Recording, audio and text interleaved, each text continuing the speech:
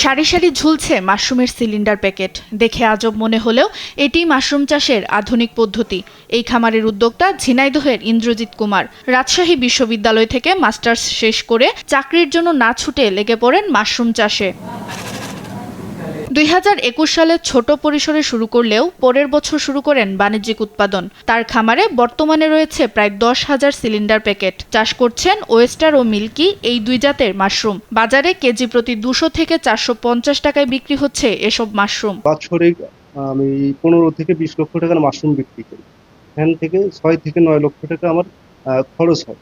সেদিক থেকে দেখা যাচ্ছে যে 8 থেকে 12 লক্ষ টাকা আমার প্রফিট থাকে, বাৎসরিক প্রফিট। প্রত্যেক শিক্ষিত তরুণকে বলবো যে আপনারা কৃষিকাজের সাথে সংযুক্ত, আপনারা নিজেরা বেনিফিটেড হবেন, এই রাষ্ট্র উপকার পাবে।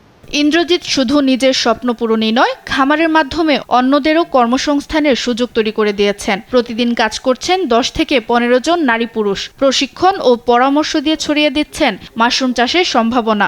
আমি এই জায়গায় কাজ করি, মানে ফার্মের দায়িত্বে আছি। মাশরুম মানে যাই মিক্সারে করা হয় সেটা আমি করি। এখানে কাজ করে আমার পড়ালেখার খরচ চলে যায়। এখানে আমরা সবাই প্যাকেট তৈরি করি, মাদার বানাই, স্পন বানাই, অনেক কাজ করি। কাজ করে যা আয় হয় তাতে আমাদের চলে যায়। দাদার থেকে আমি ট্রেনিং নিয়ে আমি মাশরুমটা দীর্ঘ 6 থেকে 7 মাস শুরু করছি এবং ভালো একটা পর্যায়ে আছি। ইন্দ্রজিৎ দার থেকে ট্রেনিং নিয়ে এখন আমি মাশরুম চাষ করছি।